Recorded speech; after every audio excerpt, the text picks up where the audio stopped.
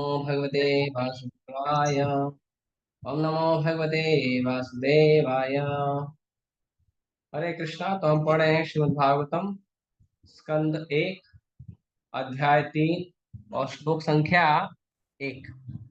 तो पहली बॉल पे हम श्लोक खेलने का प्रयास करेंगे। आप लोग आशीर्वाद दीजिए। सुत उवाच जगृहे पौरुषं रूपं भगवानहमादिभिः सम्भूतं षोडश शकलं बाधो लोकशिशिक्षया। सुत उवाच जगृहे पौरुषं रूपं भगवानहमादिभिः सम्भूतं षोडश शकलं आदौ लोकशिशिक्षया। सुत उवाच जगृहे पौरुषं रूपं भगवानहमादिभिः सम्भूतं षोडश शकलम् आदौ लोकशिक्षया। चलिए पढ़िए।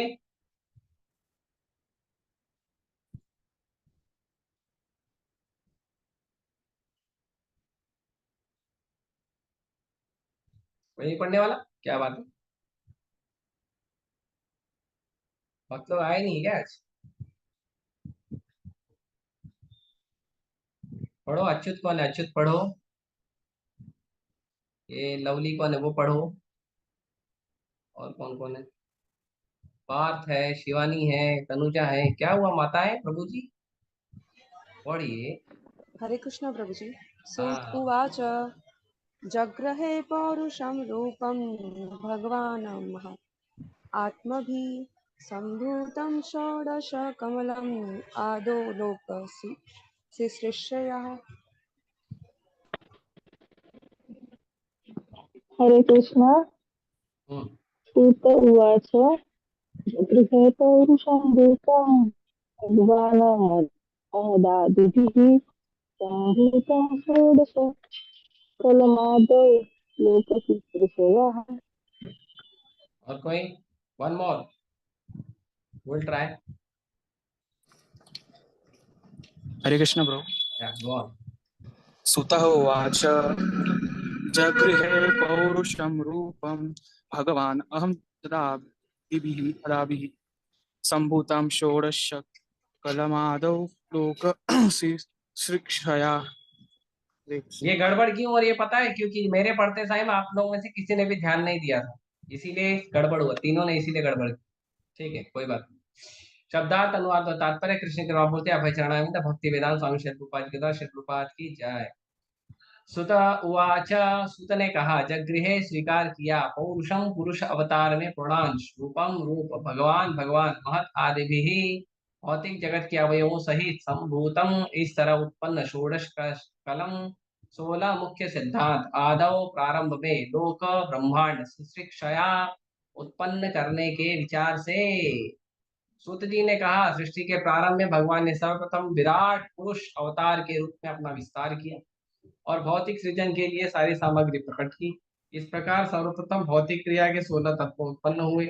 यह सब भौतिक ब्रह्मांड को उत्पन्न करने के लिए किया गया।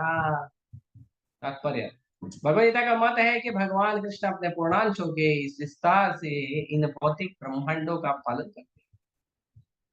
अतः यह पुरुष रूप उस सिद्धांत की पुष्टि है। आदि भगवान वासुदेव या कृष्ण भगवान जो राजा वासुदेव वसुदेव या राजानंद के पुत्र में रूप में विख्यात है, समस्त ऐश्वर्यों, शक्तियों, यश, सौंदर्य, ज्ञान तथा वैराग्य से परिपूर्ण है। उनके ऐश्वर्यों का एक अंश निराकार ब्रह्म के रूप में प्रकट होता है, तो एक अंश परमात्मा रूप में। उन्हीं भगवान श्री कृष्ण का यह पुरुष रूप भगवान का मूल परमात्मा स्वरूप है। भौतिक सृष्टि में 3 पुरुष रूप होते हैं और यह रूप गणोदक्षाय विष्णु तीनों में से प्रथम है। अन्य रूप है गर्भदक्षाय विष्णु और शिवदक्षाय विष्णु, जिनके बारे में हम क्रमशः जानेंगे। इन कारणोदक्षाय विष्णु के रूप कूपों से असंख्य ब्रह्मांड की उत्पत्ति होती है और प्रत्येक ब्रह्मांड में भगवान गर्भदक्षाय विष्णु के रूप में प्रवेश करते हैं। भगवद्गीता में यह भी उल्लेख किया गया है कि भौतिक जगत निश्चित अवधि के लिए उत्पन्न किया जाता है और फिर विनष्ट किया जाता है। यह सृजन तथा संहार बद्ध जीवों या नित्यबद्ध जीवों के कारण होता है, के कारण भगवान की इच्छा से किया जाता है। नित्यबद्ध जीवों में वैयक्तिक भाव या अहंकार होता है जो उन्हें इंद्रिय भोग का आदेश देता है, क्योंकि स्वाभाविक रूप से उन्हें ये भोग नहीं मिल सकते। भगवान ही एकमात्र भोक्ता है और शेष सब भोग्य है। जीव पराधीन भोक्ता है, लेकिन नित्यबद्ध जीव इस स्वाभाविक अवस्था को भूल जाने के कारण ही भोग की दृढ़ इच्छा करता है।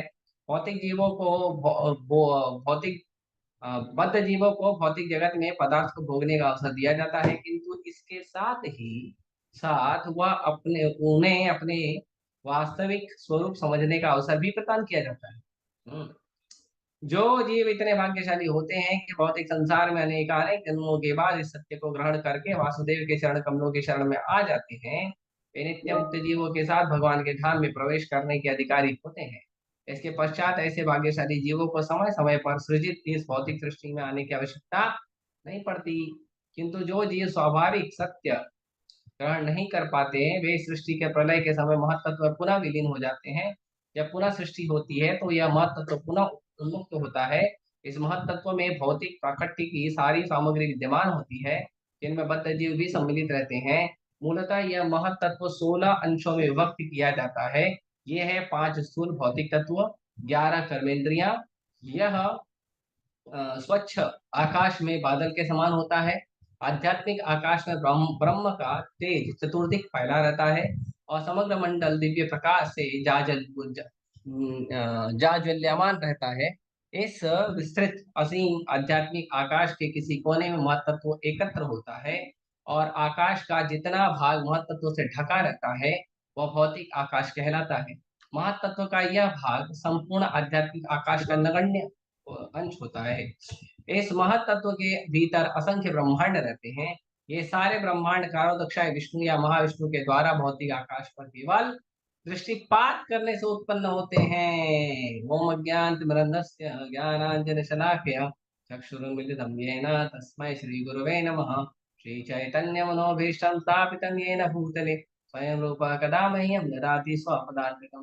वन्देऽहं श्रीगुरुः श्रीयुतापदकमलं श्रीगुरून् वैष्णवांश श्रीरूपं साग्रजातं सगणगुणकान्तं तं सजीवं साद्वैतं सावधूतं परिजनसहितं कृष्णचैतन्यदेवं श्रीराधा कृष्णपादान् सहगणललिता श्रीशाखान्तांश नमो विष्णुपादाय कृष्णपृष्ठाय भूतले श्रीमते भक्तिवेदान्त स्वामिनिति नामिने। नमस्ते सरस्वते देवे गौरवाणी प्रचारिणे निर्विशेष शून्यवादी पाश्चात्य देश तारिणे। नमो महावदन्याय कृष्णा प्रेम प्रदायते कृष्णाय कृष्ण चैतन्य नामने गौरतुषे नमः। हे कृष्णा करुणा सिंधु दीनबंधु जगतपते गोपेश गोपिका कांत राधा कांत नमस्ते। तप्त कांचन गौरांगी राधे वृंदावनेश्वरी वृषभानुसुते देवी प्रणमामि हरिप्रिये। वाञ्छाकल्पतरुभ्यश्च कृपा सिन्धुभ्येव च पतितानां पावनेभ्यो वैष्णवेभ्यो नमो नमः। जय श्री कृष्ण चैतन्य प्रभु नित्यानंद श्री अद्वैत गदाधर शिवासादि गौर भक्तवृंद। हरे कृष्णा कृष्णा कृष्णा हरे हरे हरे राम राम राम हरे हरे।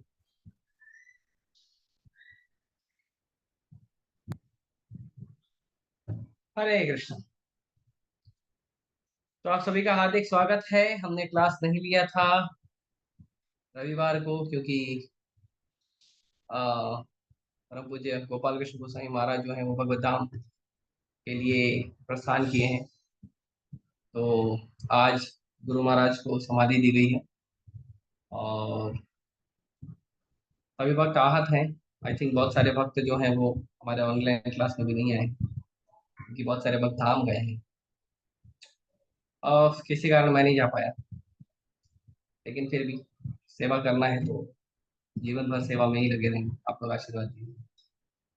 तो यहाँ पे जो है वो कह रहे हैं जागृहे पुरुषम रूपम भगवान महत आदि संभूतम षोडश कलम आदौ लोक सुशिक्षया। तो यहाँ पे कह रहे हैं कि जागृहे पुरुषम रूपम, कि भगवान जो है वो पुरुष, भगवान भगवान ही एक ही पुरुष है, बाकी तो कोई पुरुष है ही। बाकी तो सब स्त्रियां हैं। स्त्री मतलब जो भोग्य है, भोक्ता केवल भगवान है। बाकी लोग पुरुष नहीं है। बाकी लोग क्या है? बाकी लोग शक्ति है।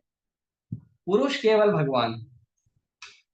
तो भगवान ने क्या किया, जागृह, भगवान ने स्वीकार किया। किसको स्वीकार किया, पुरुषम रूपम, भगवान ने एक रूप लिया। कौन सा रूप लिया, पुरुष रूप लिया। तो भगवान के अवतार होते हैं, एक भगवान का अवतार होता है कला अवतार, एक होता है मनवंतरा अवतार, एक होता है शक्तावेश अवतार, एक होता है लीला अवतार, एक होता है गुणा अवतार, और एक होता है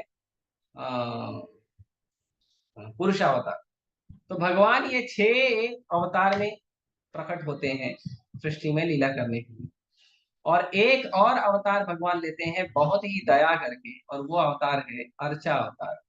अर्चा अवतार मतलब जो श्री श्री राधा रास बिहारी जी को आप देख रहे हैं, वो भगवान श्री श्री राधा रास बिहारी पत्थर की मूर्ति नहीं है। वो भगवान श्री श्री राधा रास बिहारी कौन है, वो है भगवान श्री कृष्ण का अर्चा अवतार।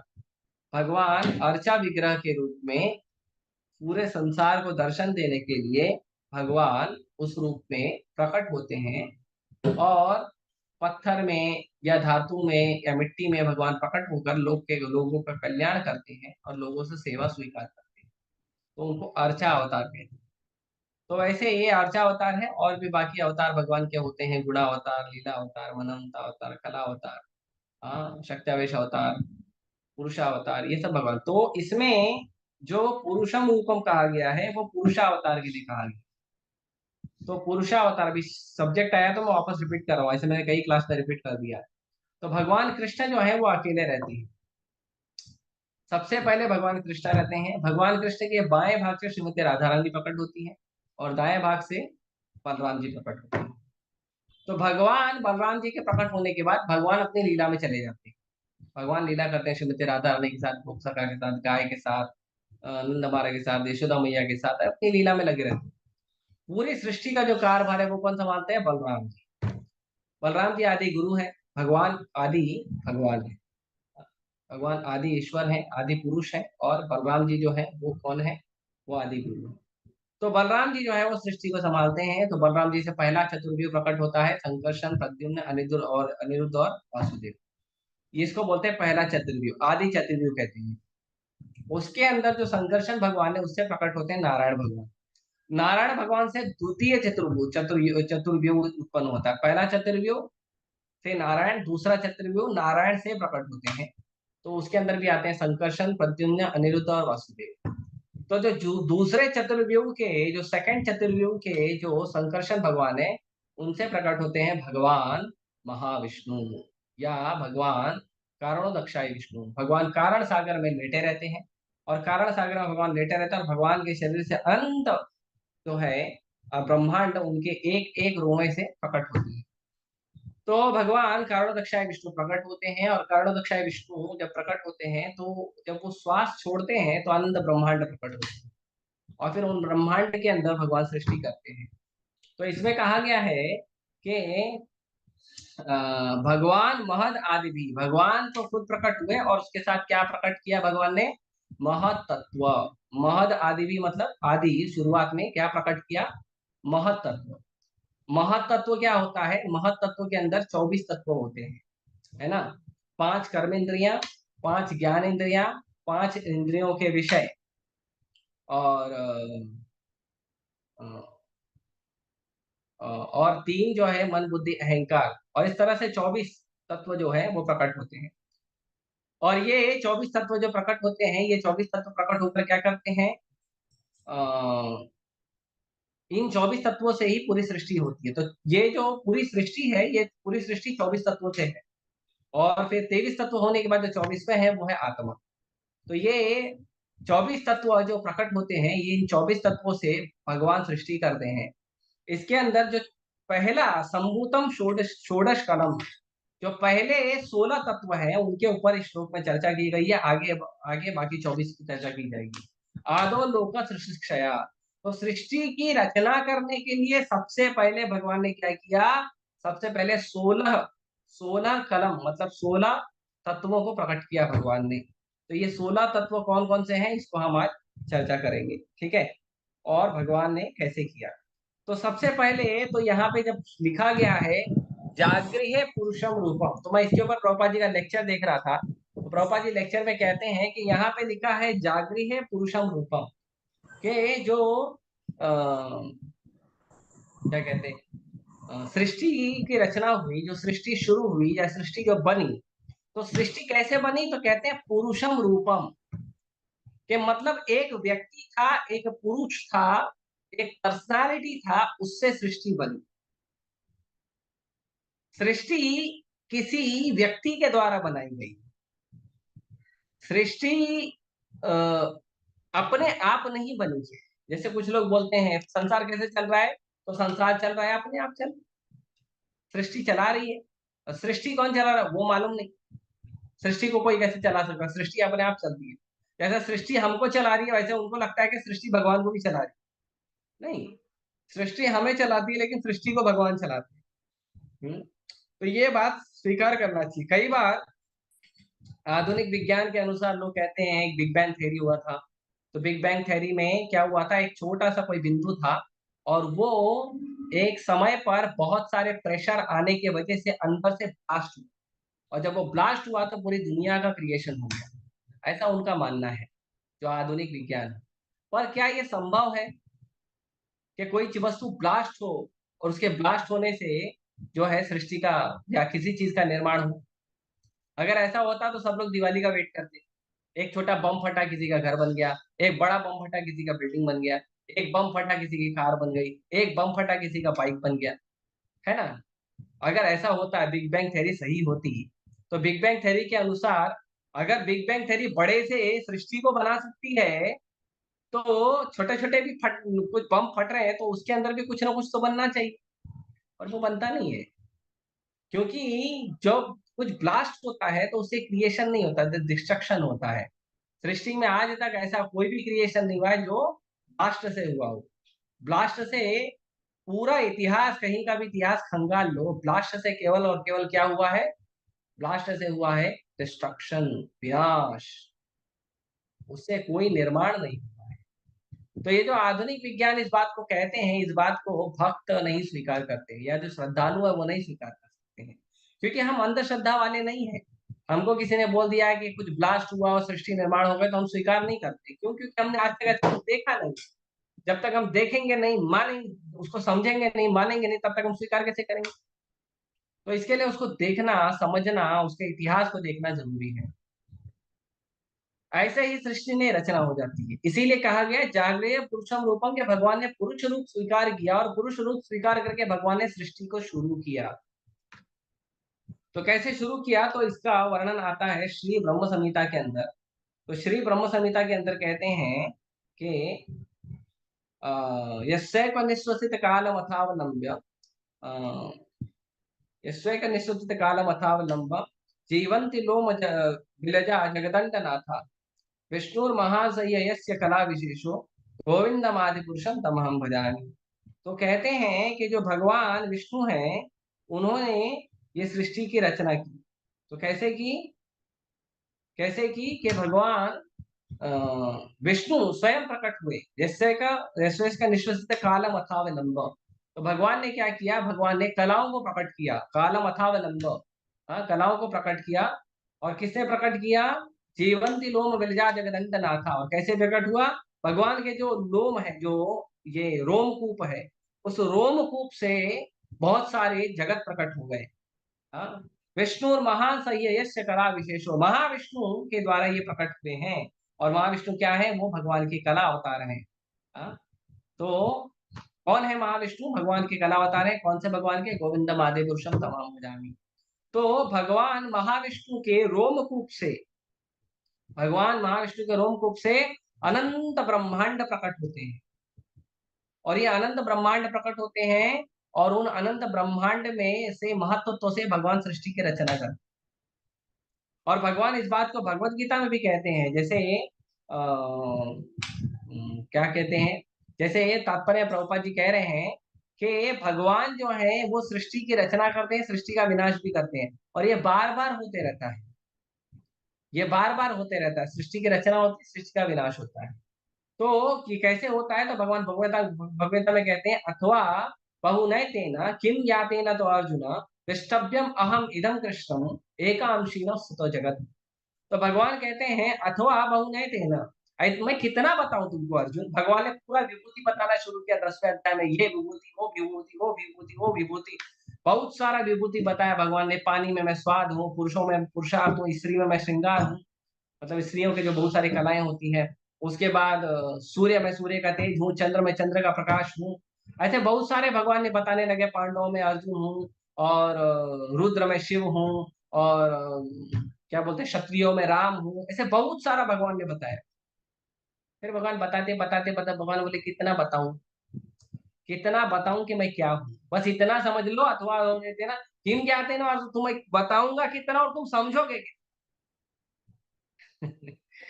सृष्टि की ही रचना लोग समझने का प्रयास करते हैं, भगवान को समझिए, सृष्टि अपने आप समझ में आ जाएगी। तो भगवान भगवान क्या बोलते हैं कि मैं कितना बताऊंगा और तुम कितना समझोगे। हाँ, विष्टभ्यम अहम इदम कृष्णम, मैं सब कुछ संपूर्ण जगत में मैं ही व्याप्त हूँ। और कैसे पूरे संसार को मैनेज करता हूँ, एकांशीनो स्तुतो जगत, मैं अपने पूरे सृष्टि को एक अंश से पूरा सृष्टि को मैं धारण करके रखा हूँ। तो पूरी सृष्टि को भगवान ने धारण करके रखा है, पूरी सृष्टि को भगवान बना के रखे हैं। हाँ, और ये भगवान कैसे बनाए हैं, भगवान बनाए हैं अपनी इच्छा से बनाए हैं। जैसे भगवत गीता और भागवतम की क्या बात की जाए, इवन बाइबल में यहाँ तक के कहा गया है कि भगवान ने इच्छा प्रकट की तो संसार आया, भगवान ने दृष्टि प्राप्त की तो संसार चलने लगा। ये बाइबल का वर्णन है। भगवत गीता भागवतम का तो ठीक है, भगवत गीता भागवतम में, पुराणों में, शास्त्रों में, वेदों में तो पूरा भरा पड़ा है कि भगवान कृष्ण से पूरा सृष्टि प्रकट हुआ। लेकिन यहाँ तक कि बाइबल में, कुरान में भी इस चीज का वर्णन है कि भगवान की इच्छा से सृष्टि हुई है, भगवान के दृष्टि मात्र से सृष्टि चल रही है, सृष्टि मैनेज हो रही है, सृष्टि एक्शन में काम कर रही है। तो ये वर्णन जो है वो सभी शास्त्रों का है।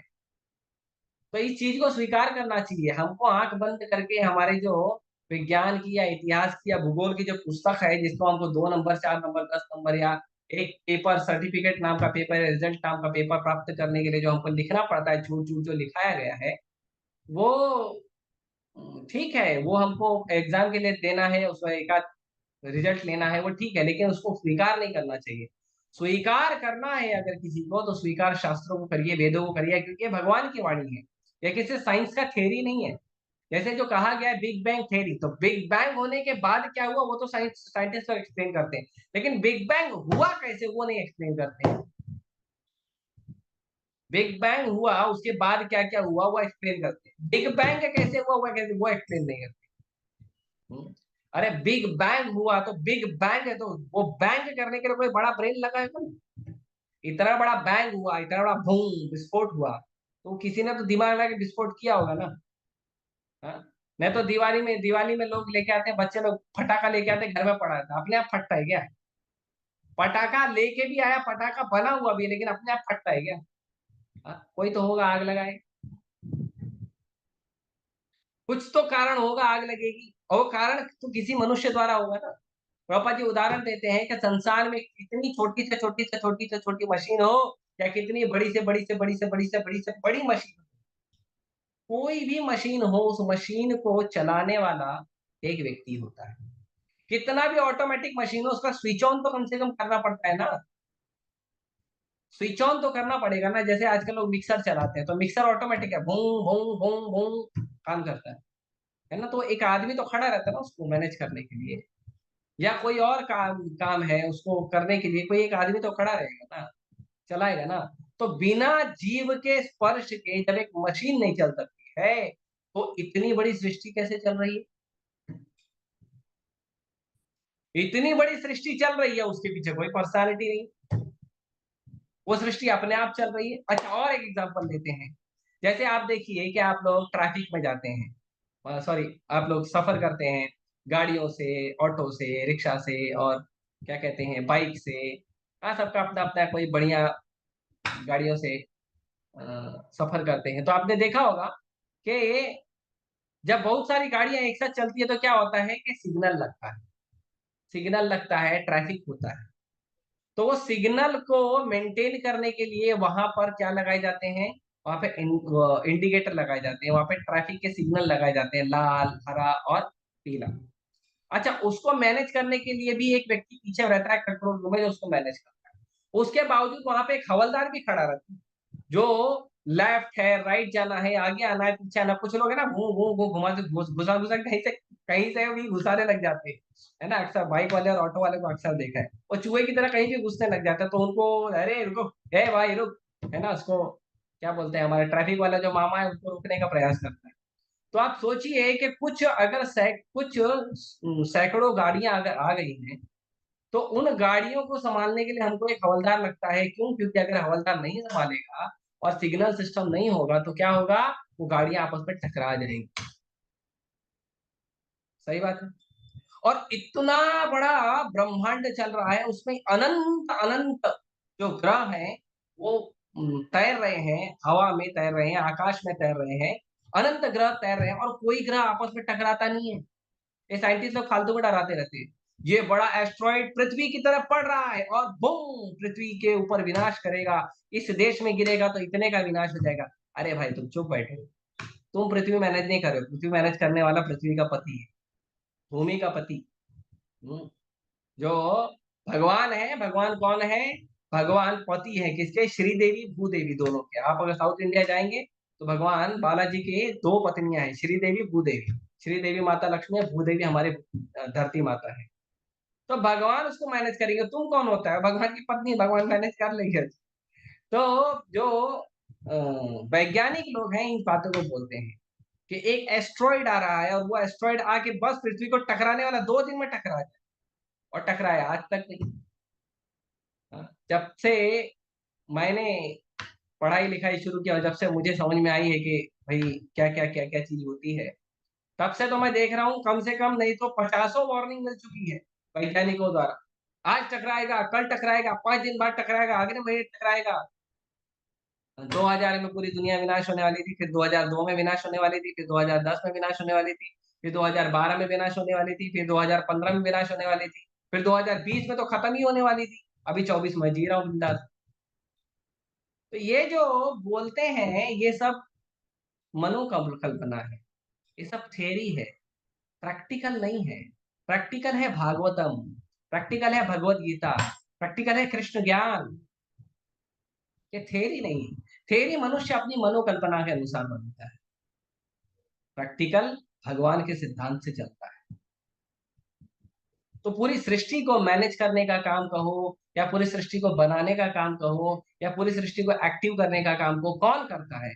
एक पुरुष है उसके पीछे, और वो कौन है? गोविंदम आदि पुरुषम भगवान श्री कृष्ण। भगवान श्री कृष्ण कहते हैं कि पूरी सृष्टि को बार बार विनाश मैं करता हूँ और पूरी सृष्टि को बार बार प्रकट मैं करता हूँ। ये भगवान कहते हैं, भगवद गीता कहते हैं। तो इसके लिए हमको इन बातों को स्वीकार करना चाहिए, चाहे भगवद गीता के कथन हो, चाहे भागवतम के हो, चाहे ब्रह्म संहिता के हो। हर जगह यही वर्णन किया गया है कि पूरी सृष्टि जो बनी है वो पूरी सृष्टि का सिस्टमैटिक, ऐसे नहीं कि बस प्रकट हो गई, जैसे कई सारे शास्त्रों में वर्णन है ये भगवान ने सृष्टि को ऐसे प्रकट कर दिया। नहीं, प्रकट नहीं, पूरा आप देखोगे भागवतम में सिस्टमैटिकली बताया गया है। और उसी सिस्टमैटिकली में एक सिस्टम जो है, जो आज हम चर्चा कर रहे हैं, कि जो सृष्टि है वो 16 इनसे क्या कहते हैं, 16 तत्वों से बनी है। 16 तत्व शुरुआत में बने हैं। इसके अंदर और एक सबसे बड़ा और जो इम्पोर्टेंट महान तत्व है, और वो है अहंकार। सृष्टि के रचना का जो मूल तत्व है वह है अहंकार। जब जीव को ऐसा लगता है कि मैं भगवान के साथ एंजॉय कर रहा हूँ, लेकिन मैं भगवान के साथ है ना, मैं सोचता हूँ थोड़ा भगवान से अलग होके एंजॉय करूँ। जब जीव के मन में ये बात आती है कि मैं भगवान से थोड़ा अलग होकर एंजॉय करूंगा, या मैं थोड़ा भौतिक सृष्टि में जाकर देखना चाहता हूँ, तो जब ये एक अहंकार आता है कृष्ण से दूर होने का, वो कारण होता है भौतिक सृष्टि का। और उसी कारण की वजह से जो जीवात्मा है वो भौतिक संसार में आता है।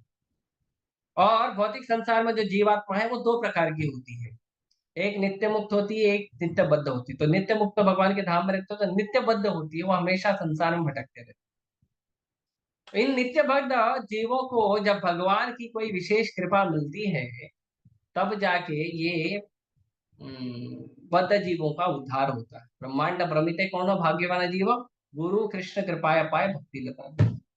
कि ब्रह्मांड में जीवात्मा जो है भटकते रहती है, भटकते रहती है, भटकते रहती है। जब उसको गुरु और कृष्ण का आश्रय प्राप्त होता है, तब जाके वो जीवात्मा को मुक्ति मिलती है, तब जाके वो जीवात्मा संसार के बंधनों से बाहर निकलती है। लेकिन ये भगवान कृष्ण और गुरु के मिलने का जो कार्य है, वो किस प्रोसेस को एक्टिव करता है? वो एक्टिव करता है हमारे अहंकार को खत्म करने का, कि हम कृष्ण के दास हैं। जब तक हम इस अहंकार को नहीं स्वीकार करेंगे कि हम कृष्ण के दास हैं, और झूठा अहंकार लेकर घूमेंगे कि हम कृष्ण के दास नहीं हैं, तब तक हम संसार में भटकते रहेंगे। इसीलिए हम लोगों को संसार से बाहर निकालने के लिए गुरु और कृष्ण का सबसे बड़ा काम ये है कि हमें याद दिलाना कि बेटा, तू कृष्ण का दास है, तुम कृष्ण के नित्य सेवक हो। और अपने आप को इसी प्रकार ट्रेनिंग दो, इसी प्रकार प्रशिक्षण दो अपने आप को कि तुम भगवान के सेवक हो, भगवान के दास हो। और वो प्रशिक्षण देके धीरे धीरे धीरे धीरे धीरे धीरे आपका प्रगति होगा और तुम इस भौतिक संसार से निकल जाओ, नहीं तो पड़े रहेंगे। तो जब बद्ध जीव का इच्छा होता है, वो संसार में आता है, तो संसार में आने के बाद, संसार में आने के बाद वो भौतिक जीव क्या करता है? और भौतिक जीव फिर धीरे धीरे कार्य करना शुरू करता है। कैसे कार्य करता है? भगवान के मार्गदर्शन में। ये पूरी सृष्टि में, चाहे भौतिक जीव हो, चाहे सृष्टि हो, चाहे कोई जीवित तत्व हो, चाहे कोई निर्जीव तत्व हो, ये सब जो चराचर है, सूयते स चराचरम। हाँ, चर और अचर, भगवान भगवत गीता में कहते हैं मय्य अध्यक्षेण प्रकृति सूयते स चर अचरम। भगवान कहते हैं कि मय्य अध्यक्षेण, मेरी अध्यक्षता में ये पृथ्वी कार्य करती है। तो ठीक है, पृथ्वी में जो जीवित लोग हैं वो आपके बोलने से सुनते हैं। भगवान बताते नहीं, चर अचरम। चर और अचर दोनों, चर मतलब जो चल सकता है, बोल सकता है, देख सकता है, या इनमें से कोई एक एक्टिविटी कर सकता है, या सुन सकता है, या उसका बढ़ोतरी हो सकता है। जैसे पेड़ पौधे होते हैं, वो बोल नहीं सकते, चल नहीं सकते, सूंघ नहीं सकते, देख नहीं सकते, लेकिन वो बढ़ते हैं, उनका ग्रोथ होता है। तो ये चर हो गए। पेड़ पौधों को अचर में भी कहा जाता है क्योंकि वो चल फिर नहीं सकते। और तो अचर और चर, और पहाड़ है वो अचर होते हैं, पहाड़ों में भी जान होती है। ये डायनामाइट लगा के जो ब्लास्ट कर देते हैं ना, अच्छा नहीं है, वो भी जीव होते हैं, पहाड़ों में भी जान होती है। पहले पहाड़ों के पास पंख होते थे बड़े पे, इंद्र ने काट दिया क्योंकि ये लोग उड़ते उड़ते कहीं भी जाके बैठ जाते थे। कोई नीचे गांव बसा हुआ, उसके ऊपर जाके बैठ गया, पूरा गांव मटिया में हो जाता। तो इंद्र ने क्या किया, सब पर्वतों के पंख काट दिए। अभी भी एक पर्वत का पंख है जो समुद्र के अंदर शरण ले लिया था, उसका नाम है मैनाक पर्वत। वो समुद्र के अंदर, हिंद महासागर के अंदर शरण लिया है। उसको बचाने का काम किया था हनुमान जी के पिताजी, मारुति जी। तो ये जो पर्वत हैं, ये जो पेड़ पौधे, ये अचर हैं। और बहुत सारे जो पदार्थ हैं जिनके अंदर जान नहीं होती। तो भगवान बोलते हैं ये जो चर अचर जितने भी जीव हैं, ये सभी के सभी कैसे चलते हैं? सूयते सो चराचर, किससे? मई अध्यक्षेण, मेरी अध्यक्षता में करते हैं ये। हाँ, अपने आप कुछ काम नहीं करता। कोई न्यूट्रॉन हो, प्रोटॉन हो, इलेक्ट्रॉन हो, कुछ भी हो, बिना कृष्ण के परमिशन के कुछ नहीं हिलता। सबको कृष्ण की परमिशन लगती है। जो अच्छा काम हो रहा है वो भी कृष्ण की परमिशन से हो रहा है, जो बुरा काम हो रहा है वो भी कृष्ण की परमिशन से हो रहा है। लेकिन कृष्ण ऐसे आंख बंद करके अपने मजे के लिए परमिशन नहीं देते हैं। आप ही के कर्म और आप ही के गुण और आप ही की चेतना के अनुसार कृष्ण परमिशन। तो ये, लेकिन कृष्ण का सबसे महत्वपूर्ण कार्य क्या है? कि सारे जीवों को भगवान के धाम में बुलाना। लेकिन भगवान के धाम में बुलाने के लिए पहले ट्रेनिंग देना पड़ेगा ना, नीचे आ गया है तो उसके लिए भौतिक संसार का निर्माण किया। तो जब भौतिक संसार का निर्माण करते हैं तो सबसे पहले 16 तत्वों को प्रकट करते हैं। 5 जो है वो मूल तत्व, जो सृष्टि के 5 मूल तत्व है, पृथ्वी, अग्नि, जल, वायु, आकाश। 5 कर्म इंद्रिय, 5 ज्ञान इंद्रिय, और 1 मन। तो ज्ञान इंद्रिय कौन सी है? ज्ञान इंद्रिय मतलब जिससे ज्ञान हम लेते हैं। तो आंखों से हम रूप का ज्ञान लेते हैं। तो आंख एक इंद्रिय हो गई, और आंखों का जो विषय है वो क्या है, वो ज्ञान। तो आंख इंद्रिय हो गई, आंखों का विषय ज्ञान, ये रूप रूप का ज्ञान। फिर कान है, तो कान इंद्रिय है, और कान का जो विषय है वो क्या है, ध्वनि, साउंड। तो कान इंद्रिय है और कान का जो विषय है वो है ध्वनि। उसके बाद जीभ, जीभ से हमको ज्ञान प्राप्त होता है। जीभ से कौन सा ज्ञान प्राप्त होता है, जीभ से हमको ज्ञान प्राप्त होता है स्वाद का, टेस्ट। तो जीभ इंद्रिय है और जीभ से हमको क्या विषय प्राप्त हुआ, हमको स्वाद का ज्ञान प्राप्त हुआ। आंख हो गया, कान हो गया, जीभ हो गया। उसके बाद नाक, तो नाक इंद्रिय है और नाक से हमको कौन सा ज्ञान प्राप्त होता है, गंध का ज्ञान। तो गंध का ज्ञान क्या है, वो नाक का विषय है। तो आंख, कान, जीभ और नाक, चार हो गए हमारी ज्ञान इंद्रियां। और एक ज्ञान इंद्रिया हमारी त्वचा। ये त्वचा से हमको पता चलता है गर्म है, ठंडा है, हवा बह रही है कि नहीं बह रही है, गर्म लग रहा है कि ठंडा लग रहा है। तो ये त्वचा इंद्रिय है और ये त्वचा का जो विषय है वो क्या है, वो है स्पर्श। तो स्पर्श से हमको पता चलता है कि गर्म है कि ठंडा है, हवा चल रही है कि नहीं चल रही है, गर्म हवा चल रही है कि ठंडा हवा चल रही है ना। वो हमको स्पर्श करने से पता चलता है। तो पांच ज्ञान इंद्रिय और पांच इंद्रिय के विषय, है ना। और पांच कर्म इंद्रिय। कर्म इंद्रिय क्या क्या है, कर्म इंद्रिय पहला तो है हमारा मुंह, बड़बड़ बड़बड़ करते रहता है ना। क्योंकि मुंह से कर्म होता है, कुछ ना कुछ काम होता है, चबाना है, बोलना है, बड़बड़ करना है, मुंह से होता है। गाना गाना है किसी के लिए, भगवान के लिए कीर्तन करना है, मुंह से होता है सबका। उसके बाद हाथ और पैर, हाथ और पैर से भी काम करते हैं। और उसके बाद मल त्याग करने वाले दो रास्ते, एक मूत्र त्याग करने वाला, एक मल त्याग करने वाला। तो ये पांच कर्म इंद्रियां हैं। इसके अलावा शरीर में कुछ भी फिट नहीं किया भगवान ने। पांच ज्ञान इंद्रिय, पांच कर्म इंद्रिय और पांच इंद्रियों के विषय। और तो ये जो पांच ज्ञान इंद्रिय, पांच कर्म इंद्रिया और इंद्रियों के विषय अभी नहीं देखेंगे, इंद्रियों के विषय बाद में प्रकट होंगे। अभी भगवान ने इनको ही प्रकट किया है। अभी इसके बाद इंद्रियों के विषय प्रकट होगा आगे वाले श्लोकों में। पांच ज्ञान इंद्रिय, पांच कर्म इंद्रिया, एक मन और पांच स्थूल तत्व, पृथ्वी, अग्नि, जल, वायु, आकाश। तो ये 16 तत्वों को लेके भगवान सबसे पहले महतत्व से प्रकट हुए। महतत्व में और भी चीजें आएंगी, पांच इंद्रियों के विषय आएंगे, फिर मन, बुद्धि, अहंकार आएगा, फिर आत्मा आएगी, ये सब भी प्रकट होगा उसके। तो अभी और चीजें आना बाकी है उसके अंदर, नौ नौ तत्व और आना बाकी है। लेकिन ये जो 16 तत्व है, नौ नहीं 8 तत्व, तो ये जो 16 तत्व है, ये 16 तत्व से भगवान सृष्टि को शुरू करते हैं। और इन 16 तत्वों से भगवान सृष्टि को शुरू करके सृष्टि को आगे बढ़ते और जीवों को मौका देते हैं। तो ये जो भगवान करते हैं, ये भगवान ही करते हैं, ये एक पुरुष करता है, ये एक व्यक्ति करता है। ये अपने आप नहीं होता है, आंख बंद करके नहीं होता है, एक व्यक्ति करता है। प्रभुपाद जी एग्जांपल देते हैं, एक स्त्री के गर्भ में जब कोई जीव आता है, तो वो जीव कैसे आता है, वो किसी पुरुष द्वारा दिया जाता है, तब आता है, अपने आप प्रकट नहीं हो जाता है।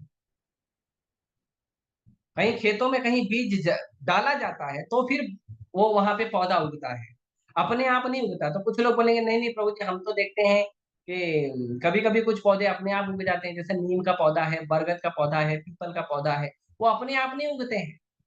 सृष्टि के अंदर मैं उस दिन लेक्चर दिया था कुछ दिन पहले, तो उसके अंदर भागवतम लेक्चर, तो उसके अंदर मैंने बताया कि हर जीव का कुछ ना कुछ काम है। जैसे चींटी है, वो कार्बन खाती है, बैल है वो खेत हल जोतता है, गाय है वो दूध देती है, मधुमक्खी है वो मधु जमा करती है।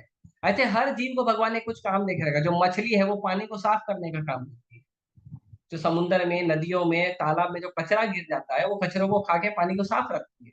अब हम उसमें प्लास्टिक डाल देते हैं जो वो खा नहीं सकती, तो गंदा रहता है।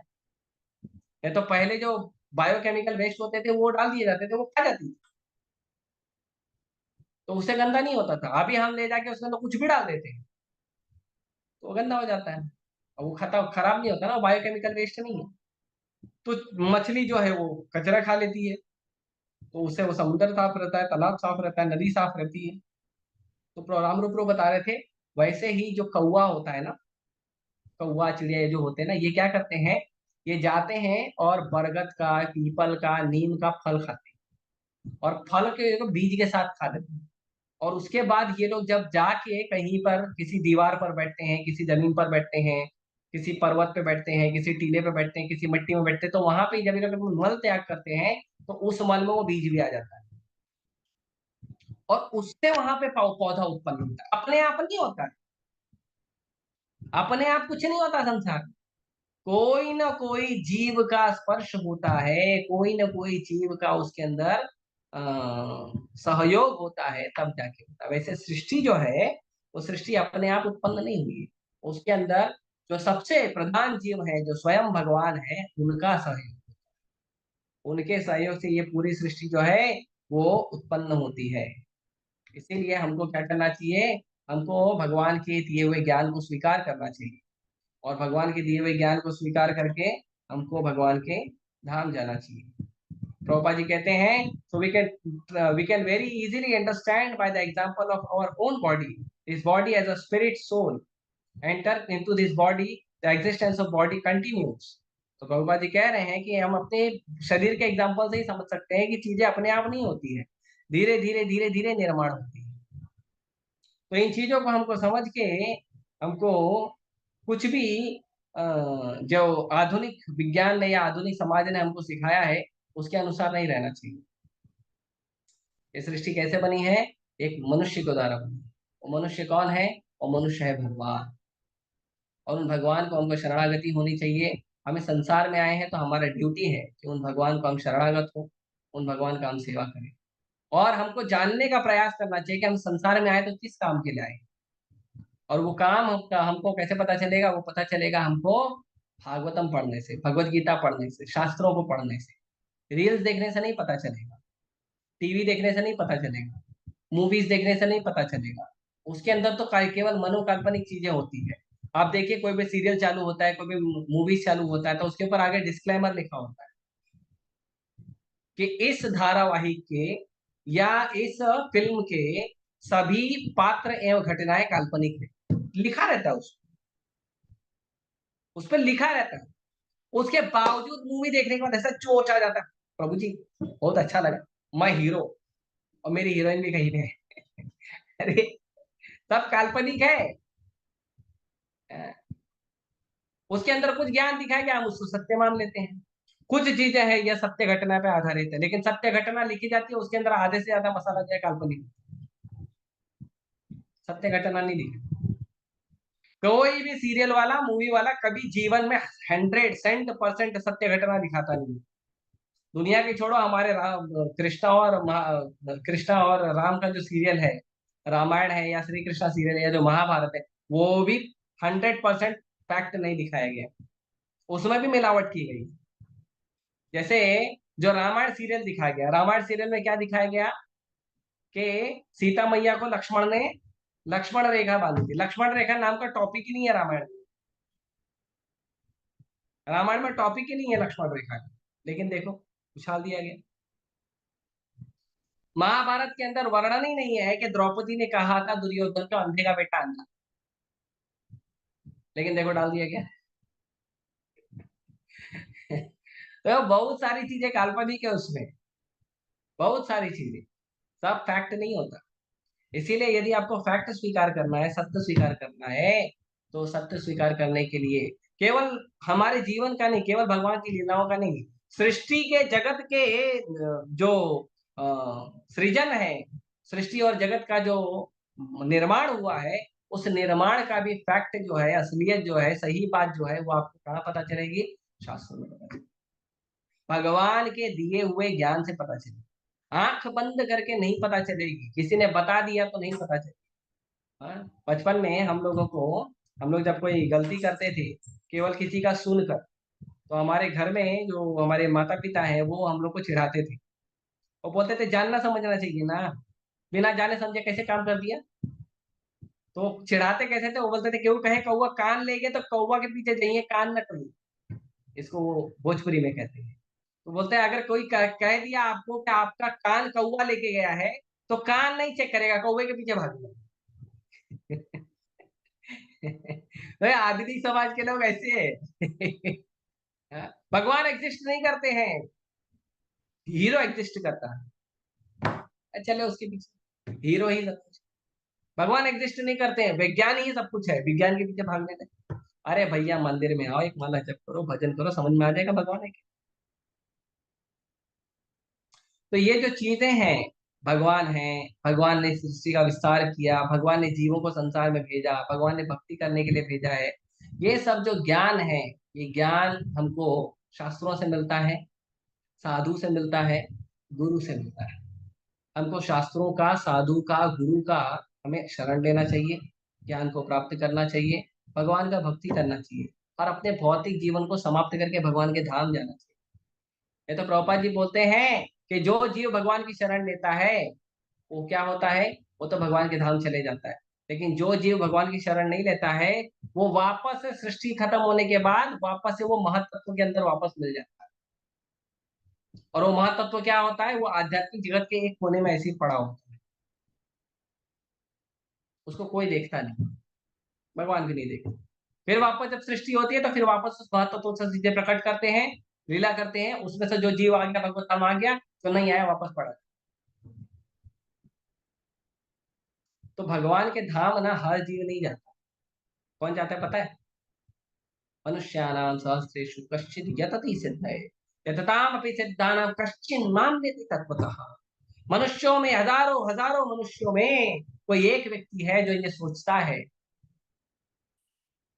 कि ये जो भौतिक संसार है, इस भौतिक संसार के अंदर दुख ही दुख है, मुझे इससे बाहर निकलना चाहिए, मुझे इस भौतिक संसार की जो क्रियाएं हैं उन क्रियाओं से कुछ एक्स्ट्रा करना चाहिए। वो कोई हजार, 1,000 में एक आदमी सोचता है, और फिर वो उसके बाद प्रयास करता है सिद्धि प्राप्त करने। तो अलग अलग सिद्धि प्राप्त करते हैं। फिर भगवान बोलते हैं यतताम अपि सिद्धाना, ऐसे हजारों हजारों में कुछ लोग सिद्धि प्राप्त करने जाते हैं, और ऐसे सिद्धि प्राप्त करने जाने के बाद कुछ लोगों को सिद्धि प्राप्त होती है, और ऐसे कुछ लोग जिनको सिद्धि प्राप्त होती है उनमें से कोई एक विरला व्यक्ति आता है जो कश्चिन माम वेति तत्वतः, जो मुझे तत्व से जानने का विचार रखता है। तो जितने भी संसार में जीव हैं, ये सारे जीव जो हैं वो भगवान को जानने का प्रयास नहीं कर रहे। आप लोग जानने का प्रयास कर रहे हो, आप लोग संसार के सबसे टॉप मोस्ट क्रीम, नहीं, क्रीम के ऊपर का जो चेरी है, चेरी ऑन द केक, अब वो है। आप लोग शिरोमणि हैं, मनुष्य शिरोमणि, मनुष्यों में सब, सारे मनुष्यों में जो सबसे टॉप के मनुष्य हैं वो आप लोग। क्यों? क्योंकि साधारण मनुष्यों के ऊपर सिद्ध होते हैं, उन सिद्धों के ऊपर कृष्ण भक्त होते हैं। और भगवान इसको आगे कहते हैं, मनुष्य बहुनाम जन्म नाम अंते ज्ञानवान मान प्रपद्यते। दुनिया यहाँ का ज्ञान, वहां का ज्ञान, ये ज्ञान, वो ज्ञान, न जाने कितना कितना ज्ञान लेने को तैयार है, न जाने कितना कितना ज्ञान जमा करती है, करते रहती, करते थे। 1 जन्म गया, 2 जन्म गया, 4 जन्म गया, 10 जन्म गया, 20 जन्म गया, 50 जन्म गया, 1 लाख जन्म गया, 1 करोड़ जन्म गया, ऐसे जन्मों जन्मों जन्मों जन्मों जन्मों जन्मों वो ज्ञान प्राप्त करते रहती है। कि धीरे धीरे धीरे धीरे धीरे शास्त्रों के पास आते हैं, धीरे धीरे धीरे साधु के पास आते हैं, धीरे धीरे गुरु को प्राप्त करते हैं। उसके बाद उसको पता चलता, अरे भाई मैं तो संसार में भटक रहा था, असली ज्ञान तो कृष्ण भक्ति है, असली ज्ञान तो कृष्ण कथा है, इसको सुनना चाहिए। तो फिर क्या होता है, ज्ञानवान मां प्रपद्यते। जो ज्ञानी होता है, जो ज्ञान प्राप्त करता है, वो क्या करता है, कृष्ण को स्वीकार करता है। और उसके बाद उसकी अवस्था की चीज बताए, वासुदेव सर्वमिति स महात्मा सुदुर्लभ। वो हर जगह भगवान वासुदेव को देखता है कि भगवान वासुदेव का ही हर जगह वास है। जो भगवान हर जगह वास करते हैं उसको वासुदेव कहते हैं। तो भगवान वासुदेव का हर जगह वास है, वो देखता है, भगवान को स्वीकार करता है, भगवान का भक्ति करता है। तो ऐसे ही हमें जो है, हमें शक्तिशाली आचार्य प्रभुपाद जी मिले हैं, और प्रभुपाद जी के जो शक्तिशाली शिष्य हैं आचार्य के रूप में हमें वो मिले हैं, उनका शरण हमें मिल रहा है। हमें पूरा प्रयास करना चाहिए कि भौतिक जीवन में, भौतिक संसार में कम से कम से कम से कम से कम से कम से कम समय दिया जाए। जितना जरूरत है केवल जरूरत मात्र का समय दिया जाए, बाकी समय भगवान की भक्ति में दिया जाए। प्रयास किया जाए कि जितना जरूरी है, जितना एकदम किंचित मात्र जितना आवश्यकता है भौतिक संसार के लिए, उतना ही समय दें। पढ़ाई के लिए, लिखाई के लिए, धंधे के लिए, व्यापार के लिए, पत्नी के लिए, बच्चों के लिए, सबके लिए ड्यूटी पूरा करने के लिए जितना समय देना उतना दीजिए, बाकी समय भगवान के भक्ति में लगाइए। क्योंकि अगर आपने संसार की भौतिक संपदाओं का यदि आप लोगों ने उन्नति कर भी लिया, उसमें सब कुछ बड़ा कर भी लिया, मान लो भगवान की कृपा हो आप लोगों के ऊपर, आपका अरबों खरबों का व्यापार चले, लेकिन शरीर छोड़ने के बाद कितना ले जाओगे? लेकिन एक बार आप बोलो हरे कृष्ण, वो लेकर जाओ। तो कृष्ण नाम का धन जमा, बाकी मत जमा करिए। बाकी जमा उतना करिए जितना आपका उपयोग है। तो कोई बोले अरे प्रभु जी ऐसा बात मत बोलो, अरे हम अपने बच्चों के लिए जमा कर रहे हैं, हम अपनी पत्नी के लिए जमा कर रहे हैं। अच्छा, तो एक कहावत है, प्रभुपाद जी भी इसी को कहते हैं, पूत कपूत का धन संचय, पूत सपूत का धन संचय। कि यदि आपका बेटा सपूत निकला तो आपको धन जमा करने की क्या जरूरत है? अगर वो अच्छा लड़का होगा, गुड कैरेक्टर का हो, तो खुद ही धन बना ले। बोला अगर बुरा निकला तो बोले पूत कपूत तो दिखा कहा धन संचय। और अगर बुरा निकला तो तुम जितना जमा कर रहे रहोगे उसको सब बर्बाद को दारू पी के बर्बाद करके यहाँ पैसा उड़ा के खत्म कर देगा, फिर सड़क पे घूम के भीख मांगेगा, तुम्हारा नाम खराब करेगा। तो बेटा अच्छा हुआ तो क्यों धन जमा कर रहे हो, बेटा बुरा हुआ तो क्यों धन जमा कर रहे हो? अरे अच्छा हो गया तो खुद ही बना लेगा, बुरा हो तो जमा के और डुबा देगा, नाम भी डुबाएगा साथ में। तो जमा मत करो, जो आ रहा है भगवान की कृपा से अपने जीविका में लगाइए, एक्स्ट्रा बच रहा है थोड़ा बहुत इमरजेंसी के लिए रखिए, और बाकी सब भगवान की सेवा में दीजिए, सब भगवान की सेवा में। परम पूज्य गोपाल कृष्ण गोसाई महाराज का कल विल पढ़ा जा रहा था, उनकी आखिरी इच्छा पढ़ी जा रही थी। उसमें सबसे आखिरी इच्छा गुरु महाराज ने कहा कि अपना ज्यादा से ज्यादा समय और अपने जीवन का जितना भी धन है, संसाधन है, मैं चाहता हूं कि सभी लोग जो हैं, इस्कॉन के जितने भक्त हैं, स्पेशली जो गुरु महाराज के शिष्य हैं, गुरु महाराज ने कहा कि सभी लोग क्या करना चाहिए, उसको भगवान की सेवा में लगाने का प्रयास करना चाहिए, इस्कॉन की सेवा में लगाने का प्रयास करना चाहिए। तो ये हमारा काम है। ये तो भगवान सृष्टि कर रहे हैं, भगवान इतना मेहनत कर रहे हैं, क्यों कर रहे हैं? ना हमारी इंद्र तृप्ति कर रहे हैं, फिर क्या है? भगवान हमारी सेवा कर रहे हैं तो हमने क्या किया, है ना? तो इसके लिए हमें इन चीजों को समझना चाहिए। मैं यहाँ पे अपनी वाणी को विराम देता हूँ, कहने के लिए तो बहुत कुछ है लेकिन लेक्चर बड़ा हो जाएगा, इसके लिए मैं यहीं पे विराम करता हूँ। आप सभी का कोई प्रश्न है या कोई जिज्ञासा है या कोई मेरे लिए सुझाव है, करेक्शन है, तो आप लोग का स्वागत है। हरे कृष्ण। हरे कृष्णा प्रभु जी। हरे कृष्णा। हाँ प्रभु जी, जैसे अभी बिग बैंग थ्योरी आपने बताया, तो बच्चों को तो यही पढ़ाया जाता है स्कूल में, और हम लोग घर में ये शास्त्र वाली थ्योरी पढ़ा रहे हैं, तो इसको बैलेंस कैसे बनाएं? बैलेंस मत करिए। फिर मतलब समझाएं कैसे? वो तो तो बच्चों मौलिक को तो बहस क्लियरली समझा करता है दीजिए फिर। कि बेटा ये जो तुमको स्कूल में पढ़ा जा रहा है खाली मार्क्स लाने के लिए है, अच्छा। जीवन का सच नहीं। जीवन ओके। का सच है शास्त्र, बस भगवान। पढ़ लो उसको और हाँ एग्जाम दे पढ़ दो। लो, अच्छे से रट्टा मार लो, निगल लो और जाके एग्जाम में उगल दो। रट्टा मार लो, जाके एग्जाम में बता दो, अच्छे नंबर लेके आ जाओ, ट्रॉफी लेके आ जाओ, मेडल लेके आ जाओ। लेकिन बेटा जीवन का सच जो है भगवान है, और भगवान के दिए हुए क्या है। तो वो पूछता है कि रॉन्ग थ्योरी फिर पढ़ाई क्यों जाती है? तो बोलो संसार संसार के लोग गलत है तो क्या? रॉन्ग थेरी है, जो जो गॉडलेस लोग है, गॉडलेस सिविलाइजेशन। हाँ, हाँ बोलो हाँ। जो लोग भगवान को नहीं मानते वो लोग ऐसी थेरी को फॉलो करते हैं। तो जब तक संसार के लोग भगवान को नहीं स्वीकार करेंगे, नहीं मानेंगे, तब तक रॉन्ग थेरी फॉलो करेंगे। जिस दिन भगवान को स्वीकार करने लगेंगे उस दिन राइट थेरी फॉलो करेंगे। जैसे नरेंद्र मोदी अच्छा। भगवान को फॉलो करते हैं, इसीलिए जब राम भगवान का मंदिर ओपनिंग हुआ, उसी दिन उन्होंने कहा था राम भारत के प्राण हम्म। है ना? तो जब तक हमें हमारे समाज के वरिष्ठ लोग जब तक अ, धार्मिक नहीं बनेंगे, भगवत भक्त नहीं बनेंगे, तब तक जनता नहीं बनेगी। इसके लिए भगवान ने भगवत में कहा है कि यद यद आचरति श्रेष्ठ तत्तद एवे तरो जनः। ये समाज के जो बड़े लोग हैं जैसे ऐसा करते हैं, समाज के बाकी लोग वैसा ही फॉलो करते हैं। जी। तो कोई बोलेगा ऐसे थोड़ी है, ऐसे ही फॉलो करता है, उसको दिमाग नहीं है क्या? भगवान बोलता नहीं, प्रॉब्लम क्या मालूम है कि स यत् प्रमाणम कुरुते लोकस्तन अनुवर्तते। वो क्या करते हैं कि समाज का जो बड़ा आदमी ने किया ना, वो उसको प्रमाण मान के करते हैं। जैसे गुटखा खाना, तंबाकू खाना, दारू पीना, कोई माँ बाप चाहता है उसका बेटा गुटखा खाए, तंबाकू खाए, दारू पिए? जो नहीं खुद कुछ खा नहीं। रहा है पी रहा है ना, वो भी नहीं चाहता है। हम्म। लेकिन जब बच्चे धीरे धीरे बड़े होते हैं, अपने सोसाइटी में समाज में देखते हैं, तो उसको प्रमाण मान के करते हैं कि सिगरेट पीना एक क्या कहते हैं बड़े गर्व की निशानी है, दारू पीना बड़े गर्व की निशानी है, मांस खाना गर्व की निशानी है, इनफैक्ट गर्लफ्रेंड बनाना बॉयफ्रेंड बनाना गर्व की निशानी है। मैंने एक न्यूज आर्टिकल पढ़ा था, पूरा न्यूज आर्टिकल को पढ़कर मुझे दुख हुआ कि एक 16 साल के लड़के ने दूसरे 16 साल के लड़के को मार दिया, मर्डर कर दिया उसको। तो क्यों कर दिया?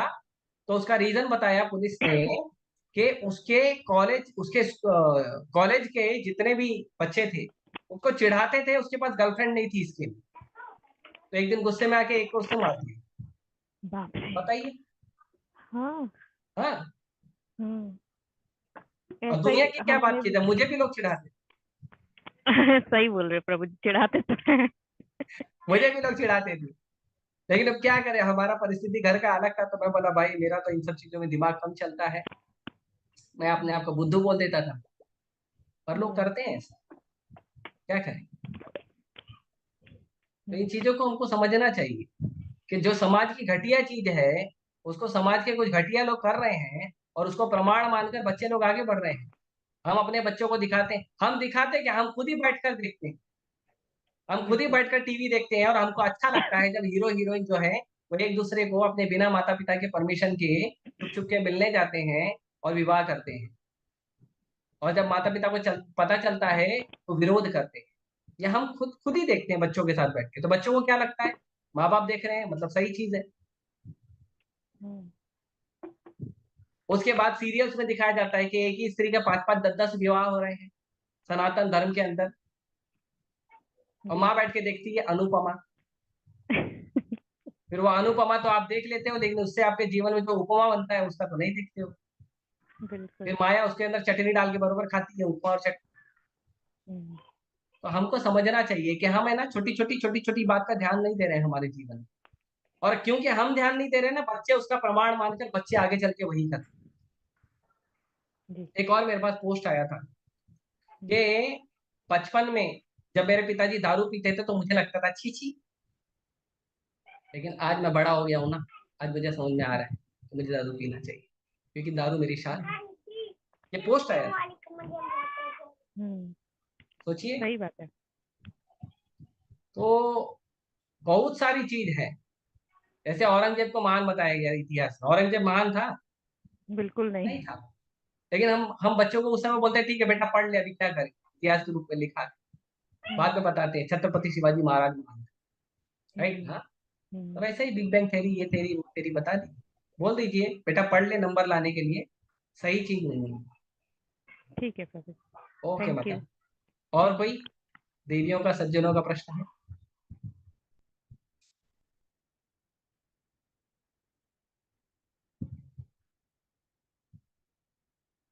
वो एक माता जी प्रश्न पूछती थी, वो माता जी आना बंद कर दी या प्रश्न पूछना बंद कर दी?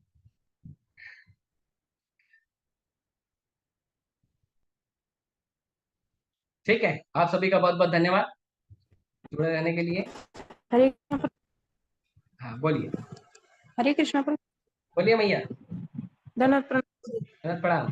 प्रभु जी मेरा ये क्वेश्चन था कि मुझे ये पूछना था प्रभु जी, समाधि के बारे में, मतलब जो समाधि वगैरह देते हैं क्या देते उसके हैं? बारे में पूछना था। समाधि समाधि होती है प्रभु जी, इसके समाधि बारे देते में हैं। पूछना था। हाँ तो उसमें क्या हाँ। पूछ रहे हैं आप? आपको क्या डाउट है वो बताइए। समाधि तो देते हैं, सबको पता है, सनातन धर्म में समाधि दी जाती है। हाँ तो मेरे को इसके बारे में कुछ भी पता नहीं है प्रभु जी। आपको समाधि लेना है? नहीं प्रभु जी, लेना नहीं है मेरे को, बस थोड़ा बहुत पता करना है कि मतलब। अच्छा। हाँ। तो साधारणतः जो कोई भी जीव पैदा होता है, तो जीव जब 12 साल 13 साल के पहले शरीर छोड़ देता है तो उसको समाधि नहीं देते, उसको जमीन में गाड़ देते हैं, उसको जलाते भी नहीं। लेकिन जब वो थोड़ा बड़ा हो चुका रहता है तो उसको जलाया जाता है ना, 13 14 15 साल के बाद उसको जलाया जाता है। तो हिंदू धर्म में जलाने का नियम है। बाकी इस्लाम में, क्रिश्चियनिटी में दफनाने का धर्म है। और कुछ कुछ पारसी लोगों में ऐसा धर्म है कि ऐसा नियम है कि वो उठा के उसको खुले मैदान में फेंक देते, चील कौवा जिसको खाना है जानवर को खा ले। तो भागवतम में वर्णन है कि हमारे शरीर का 3 गति होता है। एक गति है कि ये जो हमारा शरीर है ये राख बन जाता है, मतलब जब जला देंगे तो राख बन जाएगा। जी प्रभु जी। दूसरा गति है हमारे शरीर का कि हमारे शरीर को कीड़े मकोड़े खा लेंगे, मतलब अब गाड़ दिया तो कीड़े मकोड़े खा लेंगे। जी तीसरा प्रभु गति है शरीर का कि हम पशु के या पक्षी का मल बन जाएंगे, मतलब किसी पशु पक्षी ने आके शरीर को खाया तो उसका मल बन जाएंगे। लेकिन जी प्रभु भागवत कहता है इन तीनों गति के ऊपर निकलना है। तो जो भगवान के भक्त होते हैं, अनन्य भक्त होते हैं, जो आचार्य होते हैं, उनका जो शरीर होता है वो चिन्मय होता है। जी प्रभु जी। भगवान के भक्तों का शरीर चिन्मय होता है। जी उन प्रभु शरीरों को न जलाया जाता है न दफनाया जाता है, उनको समाधि की अवस्था में रखा जाता है, क्योंकि वो हमेशा समाधि में ही रहते हैं। समाधि जी का प्रभु मतलब है कृष्ण चिंतन। जी तो प्रभु इसका प्रमाण कैसे मिलता है? इसका प्रमाण ऐसे मिलता है कि जब कोई साधारण व्यक्ति शरीर छोड़ता है तो उसका जो शरीर है ना वो कुछ समय के बाद ही वो खराब होने लगता है, फूलने जी लगता है, प्रभु जी। जाड़ा जाड़ा होने लगता है, वो फूलने लगता है उसमें। और कुछ समय के बाद कीड़े मकोड़े, तो कभी कभी कोई रिश्तेदार आ रहे हैं तो हल्दी और नमक का लेप लगा, हल्दी और तेल का लेप लगा के रखते हैं, कुछ लोग बर्फ पे रखते हैं, कुछ लोग फ्रिज में रखते हैं। ऐसे विदेशों में फ्रिज, ये फ्रिज सिस्टम क्यों आया पता है? ये फ्रिज सिस्टम इसीलिए आया था। जी प्रभु जी। आया था इसलिए, आप तो उपयोग किस लिए कर रहे देखो। तो फ्रिज सिस्टम रखा जाता है। तो ये सब चीजें जो है वो इसके लिए रखा जाता था। लेकिन भगवान के जो भक्त होते हैं आप देखेंगे उनका शरीर जो है ना वो जड़ नहीं होता है। उनका जी शरीर प्रभु जैसा, मतलब शरीर छूटने के समय जैसा उनका शरीर कपड़े की तरह रहता है वैसे ही रह जाता है। उनका हाथ ऐसे उठाओगे तो ऐसे गिर जाएगा अपने आप, जड़ नहीं होगा। मालूम है आपको, पैर और हाथ बांधे जाते हैं तो हाथ को ऐसे बांधा जाता है सीधा करके, ऐसे ऐसे सीधा करके हमारे कमर से, और पैर को, दोनों पैर को ऐसे जोड़कर बांधा जाता है। पता है क्यों? क्योंकि अगर हाथ को नहीं नहीं। बांधेंगे तो हाथ ऐसा खड़ा हो जाएगा, ऐसा ऐसा स्ट्रेट हो जाएगा, और पैर को नहीं बांधेंगे तो पैर ऐसा स्ट्रेट हो जाएगा। इसके लिए उसको बांधना पड़ता है। लेकिन जो भगवान के शुद्ध भक्त होते हैं उसको बांधना नहीं पड़ता है, क्योंकि उनका शरीर जो है वो भौतिक हुआ ही नहीं रहता। इसके लिए ना उसको जलाना होता है ना उसको गाड़ना होता है। उसको भगवान के समाधि में वो ऑलरेडी रहते हैं, उसी समाधि में उनको हम जमीन में नमक वगैरह डाल के जमीन में हम उनको स्थायी करते हैं। उसको गाड़ना नहीं कहते, उनको स्थायी करते हैं। और समाधि के पोजीशन में, उनको बैठी हुई पोजीशन में उनको हम जो है समाधि देते हैं, और वो हमेशा भगवान के चिंतन में रहते हैं। और अगर आप उनका चिंतन करोगे, उनका स्मरण करोगे, तो वो आपको आशीर्वाद भी देंगे। इसीलिए जितने भी आचार्य हैं, आप जाओगे वृंदावन, और में वृंदावन में सनातन गोस्वामी, रूप गोस्वामी, और प्रभुपाद जी का समाधि है, प्रभुपाद जी के शिष्यों का समाधि है, अभी आज परम पूज्य गोपाल कृष्ण गोस्वामी महाराज जी का समाधि है। तो ये जो समाधि है इस पे आप जाकर अगर आचार्य से प्रार्थना करते हो तो आचार्य को आशीर्वाद मिलता है। जी प्रभु क्योंकि वो कहीं जाता ही नहीं है, वो समाधि में रहते हैं, भगवान के चिंतन में लगे रहते हैं। उनका शरीर होना और नहीं होना में कोई ज्यादा फर्क नहीं होता है। खाली फर्क होता है कि शरीर होगा तो शरीर का आप सेवा करोगे, नहीं होगा तो उनके वाणी का सेवा करोगे, बस। बाकी कोई फर्क नहीं होता है कि वो आचार्य नहीं रहेंगे तो मतलब उनका शरीर नहीं रहेगा तो हमें आशीर्वाद नहीं मिलेगा, ऐसा नहीं। प्रभुपाद जी आज, प्रभुपाद जी को शरीर छोड़कर बहुत समय हो गया। 1977 में प्रभुपाद जी ने शरीर छोड़ा, 1977। जी लेकिन प्रभुपाद जी आज भी लोगों को कृपा कर रहे हैं। कोई अगर व्यक्ति प्रभुपाद जी को प्रार्थना करता है तो प्रभुपाद जी उनको आशीर्वाद देते हैं, भक्ति में कैसे आगे बढ़ना है। प्रभुपाद जी के ग्रंथों को पढ़ता है, प्रभुपाद जी का एकदम प्रभुपाद प्रभुपाद, जब मंदिर में जय प्रभुपाद बोलते हैं तो तेज ध्वनि तेज हो जाती है। क्यों? क्योंकि प्रभुपाद जी का वो फीलिंग अंदर है ना, क्योंकि प्रभुपाद जी का आशीर्वाद हो रहा है। जी प्रभु जी। हाँ, और एक समाधि तो ऐसी है कि वो शरीर को जमीन में डाला ही नहीं गया है, और वो है श्रीरंगम में। और वो समाधि है भगवान लक्ष्मण जी की, जो अ, प्रकट हुए थे, क्या कहते हैं, रामानुजाचार्य जी के। रामानुजाचार्य जी हैं, उनका समाधि आज भी वैसे है। उनके बॉडी पे केसर हल्दी का लेप लगाया जाता है और अभी भी वैसे ही बैठे हैं। आप जाएंगे तो उनका मंदिर है, वो मंदिर में दर्शन देते हैं। तो अभी भी वो समाधि में है, बोलते बोलते नहीं है, पर उनका अभी भी है। आप जाओगे तो पुजारी ऐसा दिया लेके आप उनका आँख कान नाक मुंह हाथ पैर दिखाए। जी अभी भी है, प्रभु इंटरनेट पे गूगल करके देख लीजिए रामानुजाचार्य समाधि, तो आप वो भी देख सकते हैं। तो समाधि जो होती है, समाधि का मतलब होता है समाधि, भगवान के चिंतन में हमारा जो है स्मरण होना चाहिए, उसको समाधि। ठीक है, तो इसीलिए प्रभुपाद जी बोलते हैं असली समाधि है कृष्ण की सेवा में लगे रहना, वो असली समाधि है। कृष्ण की सेवा कैसे करना? जप करके कृष्ण की सेवा करना, कृष्ण के लिए कुकिंग करना, कृष्ण की सेवा है। कृष्ण का चिंतन में 24 घंटा लगे रहोगे, वो समाधि है। समाधि का मतलब नहीं है जाके हिमालय में क्या कहते हैं, कम कपड़े पहन के जाके हिमालय में बैठ जाओ, बर्फ में बैठो और फिर ओम ओम करो या जो भी है वो सब करो, वो समाधि नहीं। वो जी तो प्रोसेस है। प्रोसेस और रिजल्ट में फर्क है। रिजल्ट है कृष्ण चिंतन, समाधि का मतलब होता है कृष्ण चिंतन। समाधि का जी मतलब नहीं होता है कि बैठकर खाली भगवान का नाम जप करना या ओम ओम करना, नहीं। समाधि का मतलब होता है कृष्ण चिंतन, हमेशा कृष्ण का चिंतन हो, वही समाधि है। चाहे आंख खुली हो चाहे आंख बंद हो, चाहे शरीर हो चाहे शरीर ना हो, समाधि का मतलब होता है कृष्ण चिंतन। जी ठीक प्रभु। है, हरे कृष्णा आप लोग भी प्रभु। समाधि में रह सकते हैं 24 घंटा। धन्यवाद प्रभु जी आप। हरे कृष्णा प्रभु। ठीक है। बहुत ठीक अच्छे है। से बताया प्रभु जी आपने, अच्छे से हाँ, समझाया, बिल्कुल अच्छे से समझाया प्रभु जी आपने। हमने नहीं बताया माता जी, आप मेरे को क्रेडिट मत दीजिए, ये सब प्रभुपाद जी का पढ़ के बोल देता हूँ, मैं तो तोता हूँ। हरे ठीक है। कृष्णा। जय हरे ग्रंथराज कृष्ण। श्रीमद् भागवतम की जय, श्री प्रभुपाद की जय। कुछ बोलना है, किसी को पूछना है? ठीक है, धन्यवाद। हरे कृष्णा कृष्ण कृष्ण हरे हरे, हरे राम राम, राम। श्री प्रभुपाद की जय।